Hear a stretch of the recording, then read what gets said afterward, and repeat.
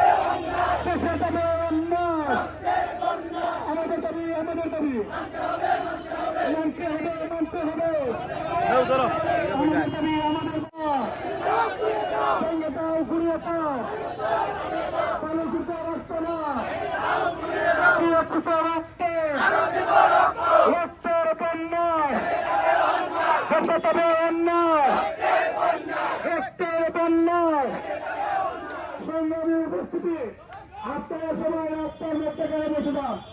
প্রিয় উপস্থিতি, আপনারা সবাই রাস্তার মধ্যে গেলে বসে যান। আমাদের আন্দোলন আজকে এখানে চলছে। আমাদের আন্দোলনের দাবি না পর্যন্ত আমাদের আন্দোলন চলতে থাকবে অবিরাম। সবাই মানববন্ধন হয়। আপনারা আমাদের পূর্ববারের রাস্তায় অপরাধ করেন। আমাদের পূর্ববারের রাস্তায় গাড়ি ঢুকতে দেবেন না। আমাদের পূর্ববারের রাস্তায় গাড়ি ঢুকতে দেবেন না। আমাদের পূর্ববারের রাস্তায় কোনো গাড়ি ঢুকতে দেবেন না।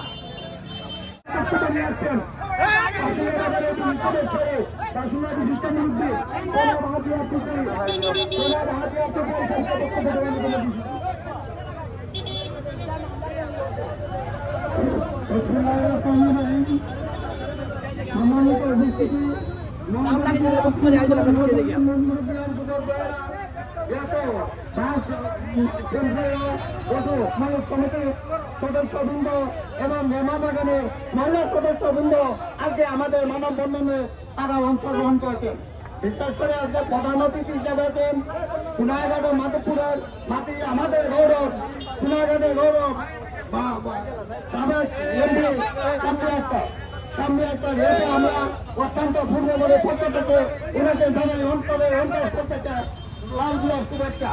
আমাদের কথা হলো আমরা বহু কৃতিত্বের বিনিময়, বহু দুঃখের বিনিময় আমরা পূর্ববঙ্গে একটা কমিটি সাধারণ কমিটি বিয়োগ পেয়েছিলাম, কিন্তু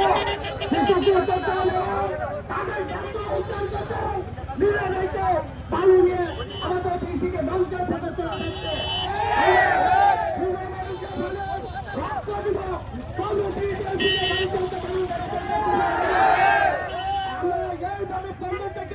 প্রশাসনের উদ্দেশ্য বলতে চাই, প্রশাসনের দৃষ্টি বক্তব্য নিয়ে আসছেন আমাদের সম্মানিত এলাকাবাসী, সম্মানিত রাজারবাজারবাসী, সম্মানিত চুনারুঘাটের দক্ষিণ পাড়ার বাসী, আসসালামু আলাইকুম।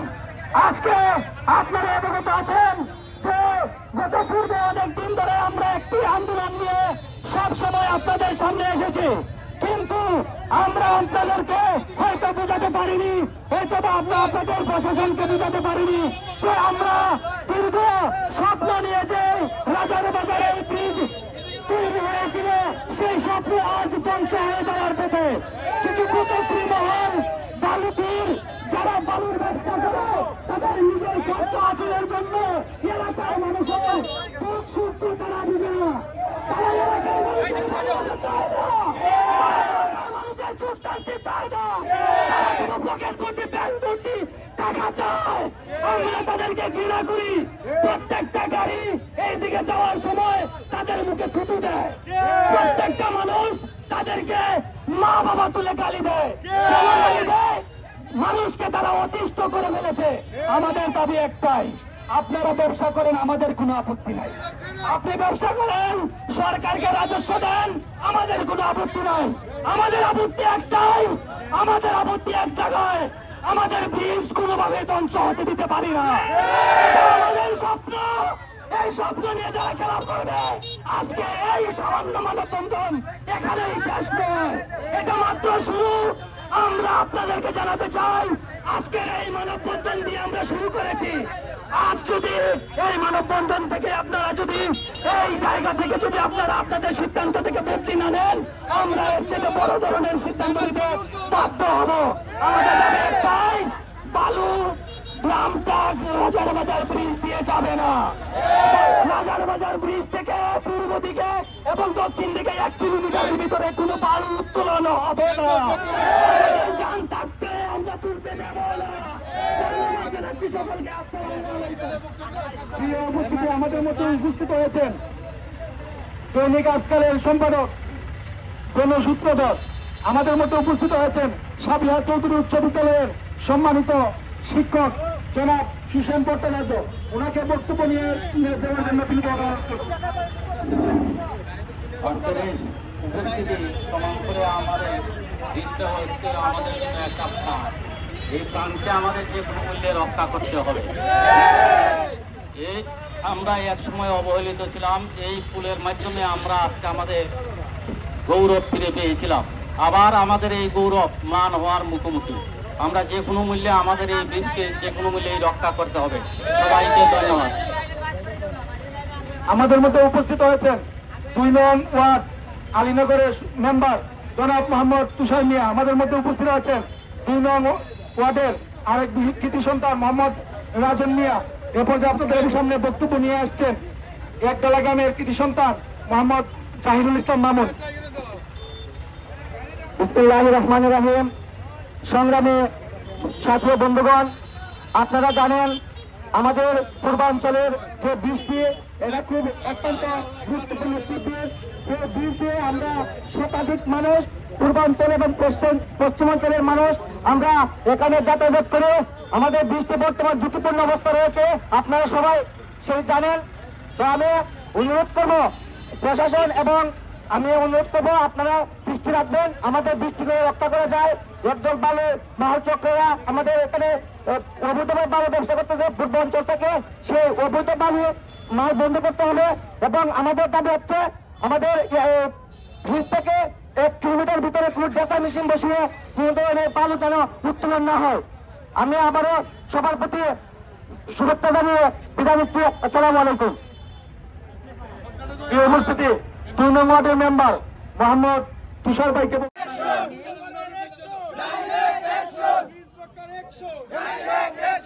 বিসমিল্লাহির রহমানির রহিম। আজকে নদীর পূর্বপাড়ের এই যে মা আলীনগর কাদিরপুর বাসুল্লা থেকে অনেক মানুষ এখানে এসেছেন। আমি সত্যিকার অর্থে আপনাদের সঙ্গে একাত্ম এবং আপনাদের দাবির সঙ্গে একাত্ম। রাজারবাজারের যে ব্রিজটি পূর্বপাড়ের মানুষের সঙ্গে আমাদের সংযোগ স্থাপন করেছিল, এই ব্রিজটি হয়েছিল বিএনপি জোট সরকারের সময়ে বেগম খালেদা জিয়ার হাত দিয়ে এই বৃষ্টি হয়েছিল। তো বিএনপি সরকার যে বৃষ্টি করেছিল, তারপরে গত 17 বছর ওই খুনি হাসিনার ফ্যাসিস্ট সরকার বাংলাদেশের গণতন্ত্রকে যে আঁকড়ে ধরেছিল, গলা টিপে ধরেছিল, বাংলাদেশের ভোট ব্যবস্থাকে ধ্বংস করেছে, তারা কি আর কোনো বীজ স্থাপন করেছে এলাকায়? বরঞ্চ খুনি হাসিনার লেস পেন্সাররা মিলে এই বালু মহালের নামে অবৈধভাবে বালু তুলতে এবং খালেদা জিয়ার দ্বারা যে বৃষ্টি বাটের ইউনো চুনারো বাটের রসি কত টাকা মাসুয়ারা খাচ্ছেন, কাদের কাঁধে সোয়ার হয়ে খুনি হাসিনার প্রেতাত্মারা এখনো এখানে বালু উত্তোলন করে যাচ্ছে অবৈধভাবে। এখানে কিভাবে তারা এক্সকেভেটর ইউজ করছে, এখানে কিভাবে 1 কিলোমিটারের ভিতরে অবৈধভাবে তারা বালু উত্তোলন করছে, নিশ্চিত করে বলতে পারি এটার ভাগ ডিসি সাহেব পাচ্ছেন, ভাগ ইউনো সাহেব পাচ্ছেন, এটার ভাগ ওসি সাহেব পাচ্ছেন। সময় আছে আজকের এই মানববন্ধন থেকে পরিষ্কার ভাষায় বলতে চাই, যদি এই বালু উত্তোলন বন্ধ না হয়, যদি আমার বাসুল্লা থেকে আলীনগর পর্যন্ত 10,000 স্ট্রাইকিং ফোর্স এখানে উপস্থিত থাকবে। যদি কেউ চিন্তা করে আমার বাড়ি চুনারুঘাট প্রবালে আমি বালু ব্যবসায় জড়িত, আমি এখানকার একটা লোকের পশমের দিকে তাকাইলাম, তাদের উদ্দেশ্যে বলে দিতে চাই, আমার বাসুল্লা থেকে, কবিরাজপুর থেকে, আলীনগর থেকে 10,000 স্ট্রাইকিং ফোর্স এখানে উপস্থিত, পরিস্থিতি নিয়ন্ত্রণে। আমাদের বিশ্বাস যেহেতু আমাদের সাবেক সংসদ সদস্য এখানে উপস্থিত, ওনার যে বড় আমরা চা বাগানবাসী আপনাদের সবার সাথেই আছি, আপনাদের যা যা দরকার আপনি চালিয়ে যান, আমরা সবার সাথেই আছি। ধন্যবাদ সবাই। ধন্যবাদ। আপনাদের সামনে উপস্থিত আছেন আসমপাড়া থেকে চোরারঘাটের রাস্তা এইভাবে বেহাল দশা হোক। আমাদের একটি স্কুলের ছেলে সন্তানরা রাজাবাজার স্কুলে যাইতে পারে না এই বালুর কারণে। আমরা চাই আমাদের এমপি সাহেব কেন আছেন। আপনাদের সামনে বক্তব্য নিয়ে আসছে দৈনিক আজকালের সম্পাদক জনাব বেনবী সূত্র।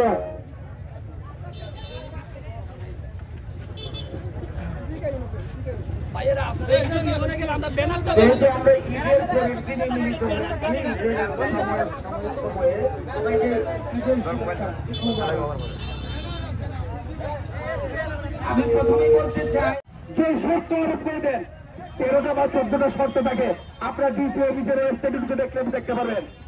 এখানে স্পষ্ট লেখা রয়েছে রাস্তাঘাট, ব্রিজ, কালভার্ট, আবাসিক এলাকার কোনো ক্ষতি সাধন করা যাবে না। আপনারা বলেন আজকে যারা বালুর ব্যবসা করে তারা এইসব ক্ষতি করতেছে কিনা? আজকে লেখা থাকে কয়নদী থেকে যে বালুটা উত্তোলন করা হয় ট্রেজার মেশিনের মাধ্যমে, সেটা অবৈধ। কয়নদীর কিনার থেকে ট্রাক্টরের মাধ্যমে ডিপোতে বালু আনা হয়, সেটা অবৈধ। এই রাস্তাকে আজকে ধ্বংস করে এই বালু দেওয়া হচ্ছে, এটা অবৈধ। আপনারা মনে রাখতে হবে। শুভেচ্ছা। আজকে যে কয়নদীর ব্রিজ নিয়ে যুক্তির দাবি নিয়ে সর্বসাধারণ যেভাবে মাঠে নেমে এসেছে, সেটার সঙ্গে আমি আজকে বিকালে আমার পারিবারিক একটি প্রোগ্রাম থাকা সত্ত্বেও পারিবারিক সব প্রোগ্রাম আমি বের করে এবং কয়নদীর মাঠের মধ্যে একটি ফুটবল খেলা আছে, যে ফুটবল খেলা আমার ছোট ভাই এখানে অংশগ্রহণ করা সত্ত্বেও আমি বাধ্য হয়েছি ওই ফুটবল খেলা ত্যাগ করে আজকের জনসাধারণের সাথে একাত্মতা পোষণ করে কিভাবে বৃষ্টি রক্ষা করা যায়। অতএব এই বৃষ্টি শুধু পূর্ববারের ব্রিজ নয়, এই বৃষ্টি একটি স্বপ্ন ছিল আমাদের। আমরা যখন 95, 96, 97 সালে রাজাবাজার ফাওয়ারিয়া করতাম, তখন আমরা কয়নদী ফারিতাম নৌকা দিয়ে। সেই স্বপ্ন আমার পুনরুত্থিত হয়েছিল যখন কর্নেল আকবর খান সাহেব এখানে বলেছিলেন ফজল সাহেবের মাধ্যমে যে এখানে আমি ব্যক্তিগতভাবে একটি ব্রিজ করার চেষ্টা করব। তারপর থেকে এই ব্রিজ দেখার স্বপ্ন পূরণ হয় এবং এখানে ব্রিজ হয়।